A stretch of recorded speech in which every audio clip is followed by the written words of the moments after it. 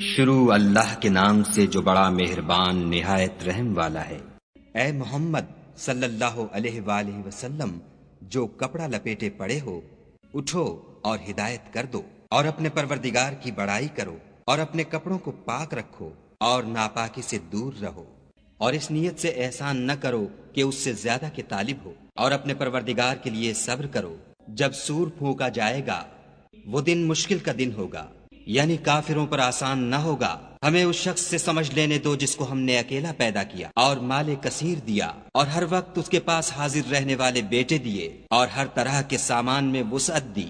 ابھی خواہش رکھتا ہے کہ اور زیادہ دیں، ایسا ہرگز نہیں ہوگا۔ یہ ہماری آیتوں کا دشمن رہا ہے، ہم اسے صعود پر چڑھائیں گے۔ اس نے فکر کیا اور تجویز کی، یہ مارا جائے، اس نے کیسی تجویز کی، پھر یہ مارا جائے، اس نے کیسی تجویز کی، پھر تأمل کیا، پھر تیوری چڑھائی اور منہ بگاڑ لیا، پھر پشت پھیر کر چلا اور قبول حق سے غرور کیا، پھر کہنے لگا یہ تو جادو ہے جو اگلوں سے متصل ہوتا آیا ہے، پھر بولا یہ خدا کا کلام نہیں بلکہ بشر کا کلام ہے، ہم ان قریب اس کو سقر میں داخل کریں گے۔ اور تم کیا سمجھے کہ سقر کیا ہے؟ وہ آگ ہے کہ نہ باقی رکھے گی اور نہ چھوڑے گی، اور بدن کو جھلس کر سیاہ کر دے گی۔ اس پر 19 داروغہ ہیں، اور ہم نے دوزخ کے داروغہ فرشتے بنائے ہیں، اور ان کا شمار کافروں کی آزمائش کے لیے مقرر کیا ہے، اور اس لیے کہ اہل کتاب یقین کریں اور مومنوں کا ایمان اور زیادہ ہو، اور اہل کتاب اور مومن شک نہ لائیں، اور اس لیے کہ جن لوگوں کے دلوں میں نفاق کا مرض ہے اور جو کافر ہیں کہیں کہ اس مثال کے بیان کرنے سے خدا کا مقصود کیا ہے۔ اسی طرح خدا جس کو چاہتا ہے گمراہ کرتا ہے اور جس کو چاہتا ہے ہدایت دیتا ہے، اور تمہارے پروردگار کے لشکروں کو اس کے سوا کوئی نہیں جانتا، اور یہ تو بنی آدم کے لیے نصیحت ہے۔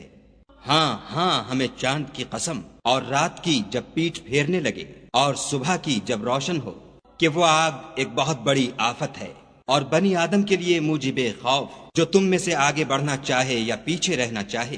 ہر شخص اپنے اعمال کے بدلے گرو ہے، مگر داہنی طرف والے نیک لوگ، کہ وہ باغہائے بہشت میں ہوں گے اور پوچھتے ہوں گے، یعنی آگ میں جلنے والے گناہ گاروں سے، کہ تم دوزخ میں کیوں پڑے؟ وہ جواب دیں گے کہ ہم نماز نہیں پڑھتے تھے اور نہ فقیروں کو کھانا کھلاتے تھے، اور اہل باطل کے ساتھ مل کر حق سے انکار کرتے تھے، اور روز جزا کو جھٹلاتے تھے، یہاں تک کہ ہمیں موت آ گئی۔ تو اس حال میں سفارش کرنے والوں کی سفارش ان کے حق میں کچھ فائدہ نہ دے گی۔ ان کو کیا ہوا ہے کہ نصیحت سے روگرداں ہو رہے ہیں، گویا گدھے ہیں کہ بدک جاتے ہیں، یعنی شیر سے ڈر کر بھاگ جاتے ہیں۔ اصل یہ ہے کہ ان میں سے ہر شخص یہ چاہتا ہے کہ اس کے پاس کھلی ہوئی کتاب آئے، ایسا ہرگز نہیں ہوگا۔ حقیقت یہ ہے کہ ان کو آخرت کا خوف ہی نہیں، کچھ شک نہیں کہ یہ نصیحت ہے۔ تو جو چاہے اسے یاد رکھے، اور یاد بھی تبھی رکھیں گے جب خدا چاہے، وہی ڈرنے کے لائق اور بخشش کا مالک ہے۔